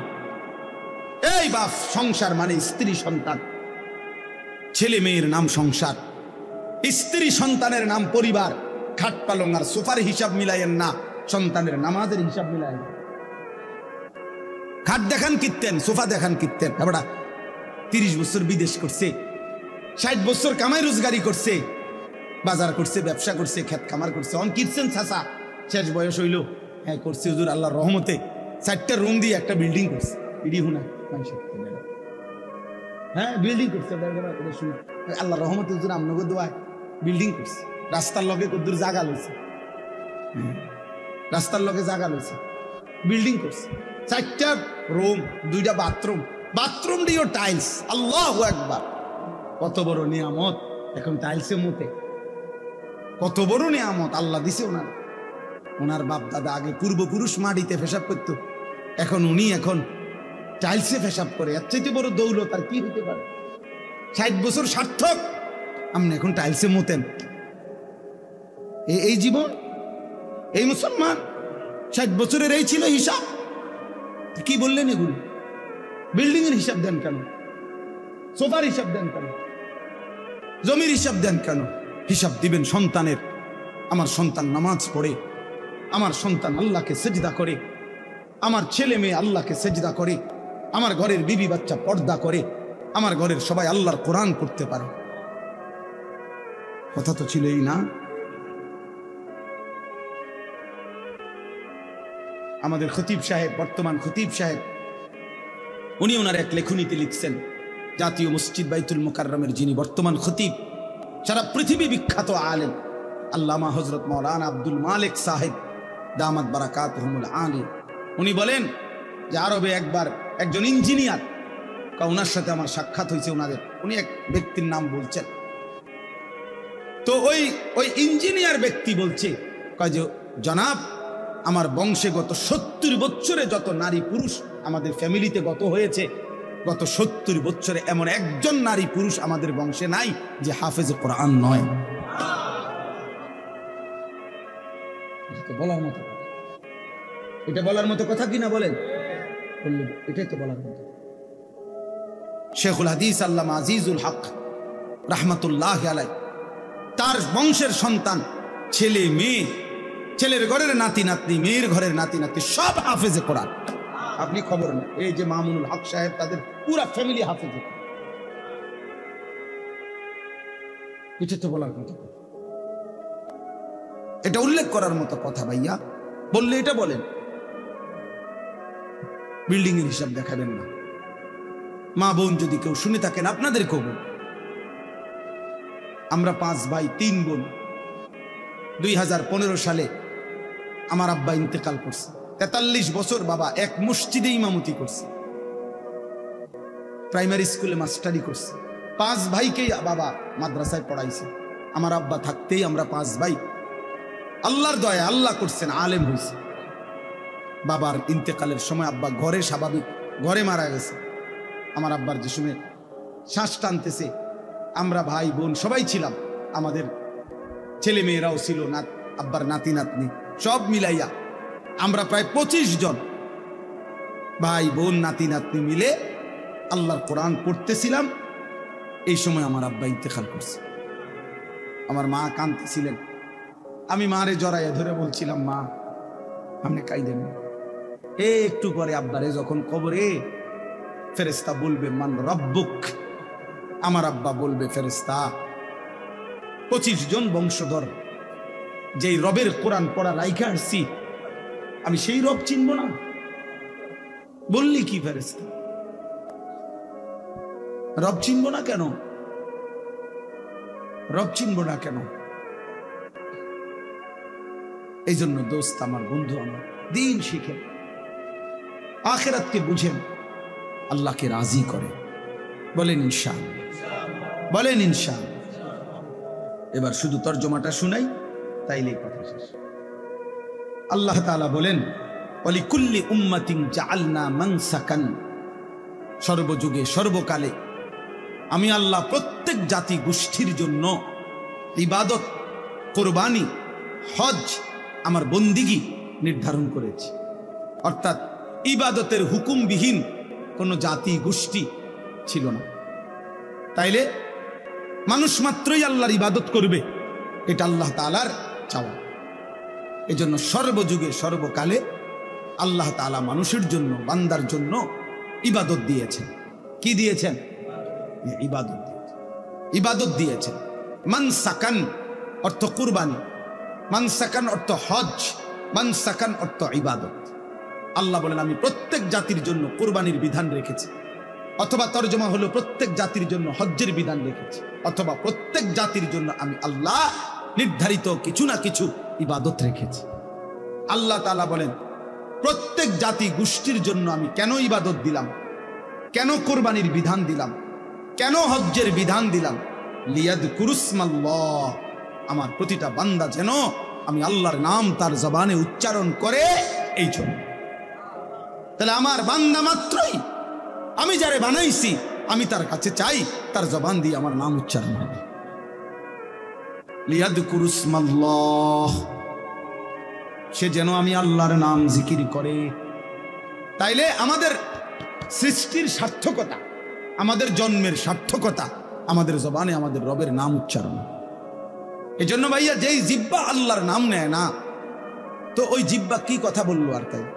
আল্লাহর কোরআন যে জবান পড়তে পারে না, আল্লাহর জিকির যেই জবান করে না, নামাজের তসবিহগুলো যেই জবান পড়ে না, হায় হায়, তো সেই জবান আর বললো কি? দুনিয়ার বাকি কথাগুলো না বললেও চলতো, এই দুনিয়া ভোগ করা যাইতো। তারা বাস্তবিকে বোবা, মানে কথা কইতারে না। আপনি বলেন তো তারা দুনিয়া ভোগ করে না? তো তাইলে বোবা মানুষে বিয়ে করতে পারেনি, বোবা মানুষের বাচ্চা কাচ্চা হয়নি, বোবা মানুষে বিল্ডিং করতে পারেনি, বোবা মানুষে বাজার সদাই করতে পারেনি, বোবা মানুষে ভাত মাছ খাইতে পারেনি। তো দুনিয়া কোনটা তার অসুবিধা হয়েছে? বলেন না কেন শাকের ভাই, কি সমস্যা হয়েছে তার? কোনো অসুবিধা হয়েছে তার? তাইলে বন্ধু, দুনিয়া তো বোবা মানুষও ভোগ করতে পারে। তাইলে এই জবান কথা বলার সার্থকতা কি? কথা বলার সার্থকতা হলো রবের নাম। আল্লাহর নামে যদি জবান না নিল, তো এই কথা বলার দরকার কি ছিল? কি কোন চাচা? চাচা মাথা লাগছে, মাশাআল্লাহ, আল্লাহ হায়াত দারাজ। আর রহমান আল্লামাল কুরআন খালাকাল ইনসান আল্লামাহুল বায়ান। আল্লাহ বলেন আর রহমান মানে আমি আল্লাহ, রহমান কি? আল্লামাল কুরআন, আল্লাহ বলেন আমি রহমান, আমি আল্লাহই কোরআন শিখিয়েছি, আল্লাহই কোরআন শিখিয়েছেন। খালাকাল ইনসান, আল্লাহই মানুষ সৃষ্টি করেছেন। আল্লামাহুল বায়ান, কথা বলার পূর্ণ যোগ্যতা শিখিয়েছেন। সুবহানাল্লাহ। তাইলে এখানে একটা জিনিস দেখেন, আল্লাহ বলেন তিনি কোরআন শিখিয়েছেন, এরপরে বলছেন তিনি মানুষ সৃষ্টি করেছেন। তাইলে বিষয়টা কি আসলে কথার ধারাবাহিক হইল? আগে তো বলা উচিত ছিল তিনি মানুষ সৃষ্টি করেছেন, এরপরে বলা উচিত ছিল কোরআন শিখাইছেন। আগে সৃষ্টি নাকি আগে কোরআন শিখানো? আগে তো বানাইতে হইব, আগে তো তারে বানাইতে হইব, তাই না কি শিখাইব, তাই না কোরআন পড়বে। কিন্তু অথচ আল্লাহ বলতেছেন আল্লামাল কোরআন খালাকাল ইনসান। আগে বললেন তিনি কোরআন শিখিয়েছেন, এরপরে বললেন তিনি মানুষ সৃষ্টি করেছেন। এই কথার জন্য তাফসীরের মধ্যে লিখছে যে আল্লাহ যেন বুঝাইতে চাইছে, বান্দা শোনো, আমি মানুষ সৃষ্টি করেছি কোরআনের জন্য, এজন্য কোরআনের গুরুত্বের কথা আগে বলে নিলাম, আগে বলে নিলাম। এবার যদি বলেন আল্লাহ আল্লামাহুল বায়ান, আল্লাহ বলে ওই যে কোরআন শিখতে হবে, ওই যে কোরআন পড়তে হবে, এই জন্যই আমি তাকে কথা বলার যোগ্যতা শিখাইছি, নাই তো কথা বলার দরকারই ছিল না। হুদা ভাত খাইবো, হুদা পেশাব করবো, আর ঘুম যাইবো, আর স্ত্রী মিলন করবে, তো এর জন্য কথা বলার দরকার ছিল না, জবানের উচ্চারণ ছাড়াই ওইগুলা করতে পারত। আল্লাহ আমাকে বুঝার তৌফিক দান করেন। লিয়াযকুরুসমাল্লাহ আলা মা রাযাকাহুম মিন বাহিমাতিল আনআম। এই যে এই আয়াতের প্রথম একটা গুরুত্বপূর্ণ অর্থ হলো কুরবানি। এই জন্য আল্লাহ বলেন আমার চতুষ্পদ যেই জন্তুগুলো আমি আল্লাহর পক্ষ থেকে হালাল, সেগুলো যখন জবাই করা হয়, সেই জবাইয়ের মুহূর্তে আমার নাম বান্দা উচ্চারণ করে, তাকবীর পড়ে আল্লাহু আকবার, এই তাকবীর, এই জিকির, এই স্মরণ শুনবার জন্যই আমি আল্লাহ কোরবানির বিধান দিয়েছি।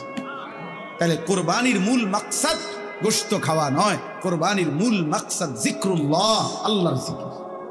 কার জিকির? আবার বলেন কার জিকির? আল্লাহর জিকির। এজন্য আল্লাহ বলছে ওয়াযকুরুল্লাহ ফি আইয়ামিন মা'দুদাত, কোরবানির এই দিনগুলোতে তোমরা আল্লাহর জিকির করো।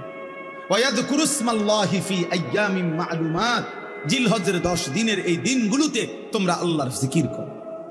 এই জন্য হজ্জের মধ্যে বান্দার জবান দিয়া বেশি থেকে বেশি আল্লাহর নাম উচ্চারিত হয়। কোরবানির সময় বান্দার মুখ থেকে বেশি আল্লাহর নাম উচ্চারিত হয়। এজন্য তাশরিক, তাকবীরে তাশরিক, এই 5 দিন টানা বান্দা আল্লাহর রবে, আল্লাহর নামে, আল্লাহর জিকিরে জমিন আলোড়িত করে দেয়, বুলন্দ করে দেয়। এজন্য 9 জিলহজ ফজর থেকে নিয়ে 13 জিলহজ আসর পর্যন্ত আল্লাহ তার বান্দার জবান থেকে শুনতে চায় আল্লাহু আকবার, আল্লাহু আকবার, লা ইলাহা ইল্লাল্লাহু আল্লাহু আকবার, আল্লাহু আকবার, ওয়ালিল্লাহিল হামদ। যেন আল্লাহ বলে, বান্দা আমার নাম বলো, আমার নাম বলো, আমার ভালো নাম বলো। এজন্য হাজী সাহেব হজ্জের সময় বারবার বলে লব্বাইক আল্লাহুম্মা লব্বাইক, লব্বাইক লা শারীকা লাক লব্বাইক, ইন্নাল হামদা ওয়ান নি'মাতা লাকা ওয়াল মুলক লা শারীকা লাক। কাকে ডাকে? আল্লাহকে ডাকে, আল্লাহকে ডাকে। ফা ইলাহুকুম ইলাহুন ওয়াহিদ, অতএব তোমাদের ইলাহ কেবলই একজন। কয়জন? কে তিনি? ফালাহু আসলিমু, আল্লাহ বলেন অতএব তোমরা সকলেই সেই আল্লাহর প্রতি নিজেকে সমর্পণ করো। কার প্রতি? ওয়াবাশশিরিল মুখবিতিন, আল্লাহ বলে বন্ধু আমার, নবী আমার, আমার অনুগত বান্দা যারা, তাদের প্রত্যেককেই আপনি জান্নাতের সুসংবাদ দিয়ে দেন। এবারে যদি বলেন আল্লাহ আপনার অনুগত বান্দা কারা? আল্লাহ বলেন আল্লাযীনা ইযা যুকিরাল্লাহু ওয়াজিলাত কুলুবুহুম, আমি আল্লাহর জিকির যখন হয়, আমার নাম যখন উচ্চারিত হয়, যাদের অন্তর আমি আল্লাহর ভয়ে কাঁপতে থাকে, তাদের জন্য জান্নাতের সুসংবাদ।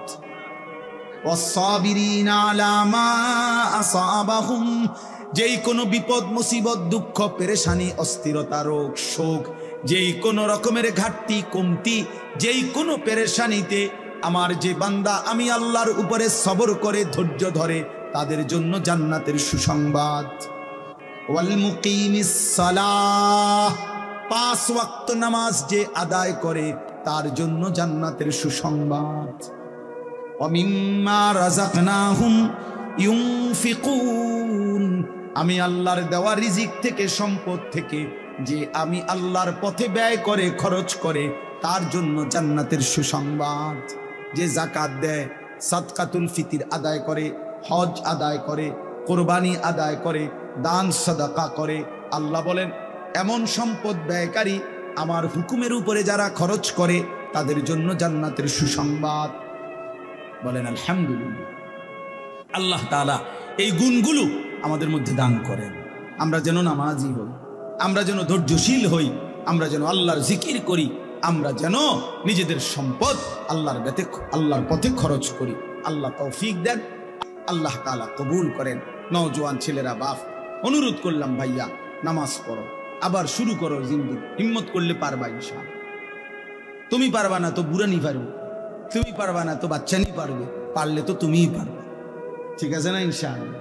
শক্তি সামর্থ্য যারা আছে জওয়ান, সেই তো পারবে।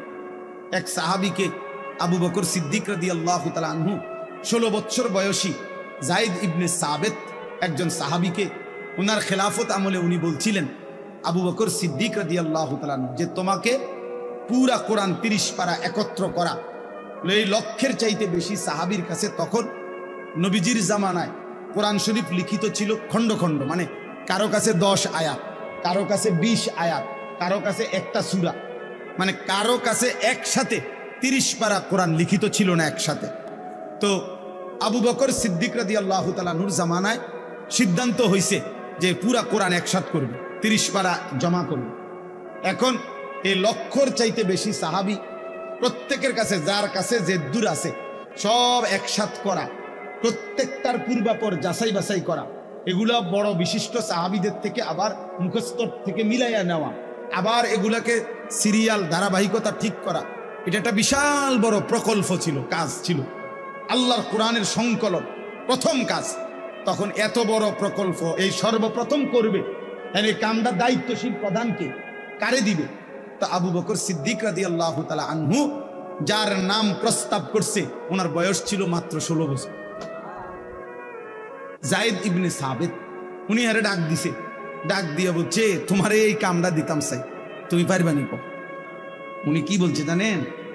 ছেলেরা শোনো বাপ, উনি বলছে আমিরুল মুমিনিন, আপনি যদি বলেন এই যে পাহাড়টা, এই সামনে যে পাহাড় আছে, এটা যদি কাইটা আরেকখানে স্তূপ দিতে, আমি তো এইটাও পারবো। যুবক পারবে না তো কে পারবে? নওজোয়ান করবে না তো কে করবে? রাত দিন বরাবর করে ফেলা মনে। এবং ঠিকই উনি দিবান নিশি মেহনত করে এত বড় আজিম শান খেদমত তিনি তৈরি করে দিচ্ছেন। এজন্য পারলে কে পারবে? যুবক পারবে ইনশাআল্লাহ।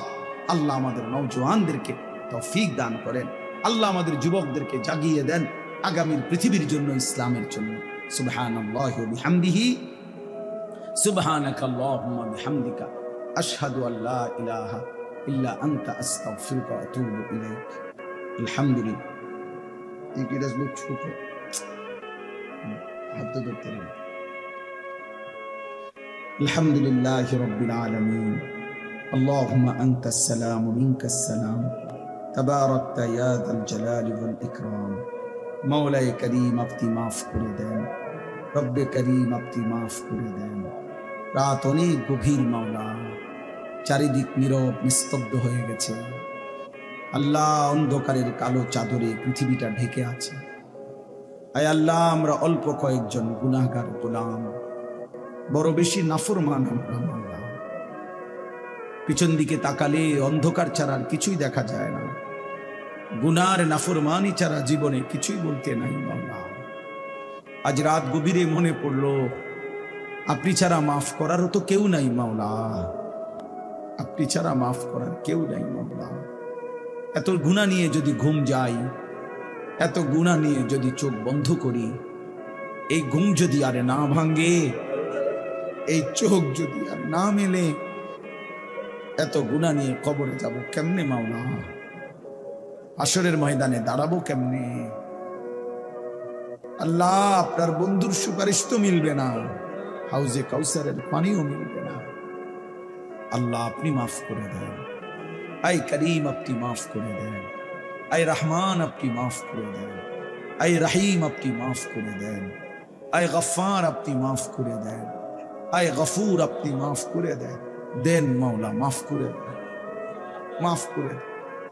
আল্লাহ আমার এই ছেলেগুলোকে মাফ করে দেন, আমাদের এই সন্তানদেরকে মাফ করে দেন, আমাদের এই কিশোর যুবক ছেলেগুলোকে মাফ করে দেন। ওরা বুঝে নাই মাওলা, ওরা বুঝে নাই মাওলা, ওরা বুঝে নাই মাওলা। ওরা অনেক দিন হয় সেজদা দেয় নাই, আজ থেকে দেবে মাওলা। আপনি তৌফিক দেন, আপনি দিল বদলায়া দেন, আপনি দিল বদলায়া দেন, আপনি দিল বদলায়া দেন। ওমরের দিল তো আপনি বদলে দিয়েছেন, ফলে ওমর তো সাহাবা হয়ে গেছে। আল্লাহ, এই ছেলেগুলোর বাবা মা তো মুসলমান মাওলা, আপনি ছেলেদেরকে বদলে দেন, আপনি ছেলেদেরকে বদলে দেন। আমার বাবা চাচা বয়স্ক মুরব্বী যে কয়েকজন, ইনাদেরকে আরো বেশি নেক আমলের তৌফিক দেন, আখিরাতের পুঁজি বাড়াইবার তৌফিক দেন। আল্লাহ, দ্বীনকে মানার তৌফিক দেন। আমার পর্দার আড়ালের মা বোনদেরকে আবেদা সালেহা মা ফাতেমা রাবেয়া বসরিয়ার মতো বানিয়ে দেন মাওলা। ছোট্ট মাসুম বাচ্চাদেরকেও কবুল করে নেন, সমস্ত কবরবাসীদেরকে মাফ করে দেন, মাফ করে দেন। কিয়ামত পর্যন্ত কবরের আযাব মাফ করে দেন মাওলা। আল্লাহ, আমার প্রবাসী ভাইরা প্রবাসের জমিন থেকে দোয়া চেয়েছে, বড় ভালোবেসে মাহফিলের ইন্তজামে সহযোগিতা করেছে। আল্লাহ, একটা মানুষকেও আল্লাহ প্রবাসে কষ্ট দিয়েন না, বিদেশের জমিনে কষ্ট দিয়েন না। আল্লাহ, মাথার ঘাম পায়ে ফেলে যেই প্রবাসী পয়সা রোজগার করে, তার বিবি বাচ্চারে নাফরমান বানায়েন না, তার বিবি বাচ্চারে চরিত্রহীন বানায়েন না। আল্লাহ, আল্লাহ আমাদের প্রত্যেকের বিবি বাচ্চাকে নেককার বানায়া দেন, নাফরমান বিবি বাচ্চা দিয়েন না, বেহায়া বিবি বাচ্চা দিয়েন না। আল্লাহ, আপনার নাফরমান সন্তান দিয়েন না মাওলা। আল্লাহ, আল্লাহ, আয় আল্লাহ, আপনি কবুল করে নেন, আপনি ঈমান আমল দান করেন, ইজ্জত আফিয়ত দান করেন, তাকওয়া তহারত দান করেন, হিম্মত ইস্তেকামত দান করেন, সেজদাওয়ালা কপাল দান করেন, কাঁদনেওয়ালা চোখ বানিয়ে দেন, জিকিরওয়ালা জবান বানিয়ে দেন, মোহব্বতওয়ালা দিল বানিয়ে দেন, সুন্নতওয়ালা বন্দিগিওয়ালা জীবন বানিয়ে দেন। আল্লাহ, আপনার গোলামির হক আদায় করার তৌফিক দান করেন। আল্লাহ আপনার গোলামির হক আদায়ের তৌফিক দেন।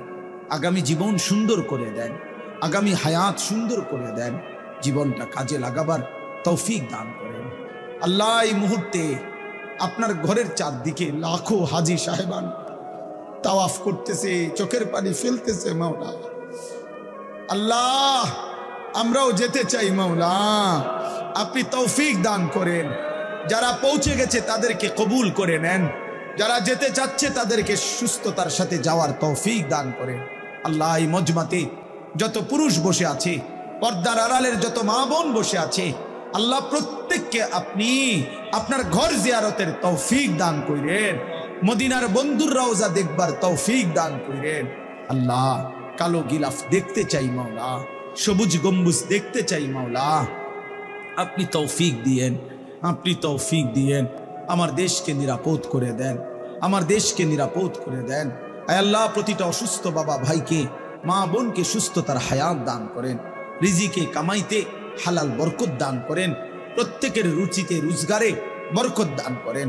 আল্লাহ যার যত নেক মাকসাদ আছে পূরণ করে দেন, অভাব দূর করে দেন, ঋণ দূর করে দেন, হার মুসিবত পেরেশানি দূর করে দেন।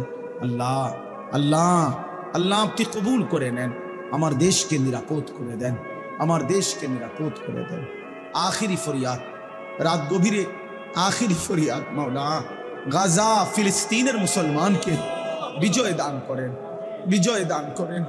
আল্লাহ বিধবা মার কতটা কাঁদবে, এতিম বাচ্চা আর কতদিন চোখের পানি ফেলবে, আল্লাহ মোমেন আর কতটা রক্তে গড়াগড়ি খাবে। আয় মাওলা বিজয় দেন, মাওলা মাওলা আপনি বিজয় দেন, আপনি বিজয় দেন।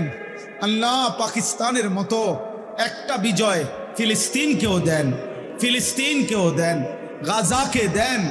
মোদিকে আপনি বেইজ্জতি করেছেন, নেতানিয়াহুকে আপনি ধ্বংস করে দেন, আপনি ধ্বংস করে দেন। ইসরায়েলকে ধ্বংস করে দেন, ইসরায়েলকে ধ্বংস, বেঈমানকে ধ্বংস করে দেন। আল্লাহুম্মা খাররিব ইসরাইল, আল্লাহুম্মা জালজিল ইসরাইল, আল্লাহুম্মা দাম্মির ইসরাইল, আল্লাহুম্মা আহলিক ইসরাইল, আল্লাহুম্মা আহলিক ইসরাইল।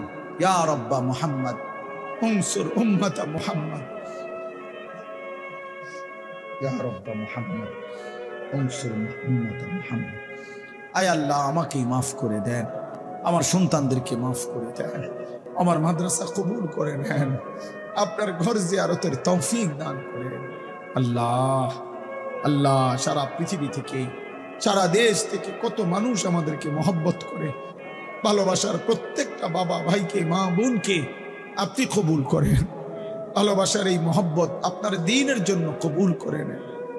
রব্বির হামহুমা কামা রব্বায়ানি সগীরা, রব্বির হামহুমা কামা রব্বায়ানি সগীরা।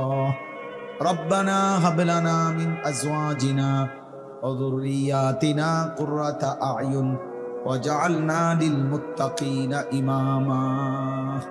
হাসবুনাল্লাহু ওয়া নি'মাল ওয়াকিল, নি'মাল মাওলা ওয়া নি'মান নাসির। লা ইলাহা ইল্লা আনতা সুবহানাকা ইন্নী কুনতু মিনাজ জালিমিন। সুবহানা রাব্বিকা রাব্বিল ইজ্জাতি আম্মা ইয়াসিফুন ওয়া সালামুন আলাল মুরসালিন ওয়ালহামদুলিল্লাহি রাব্বিল আলামিন।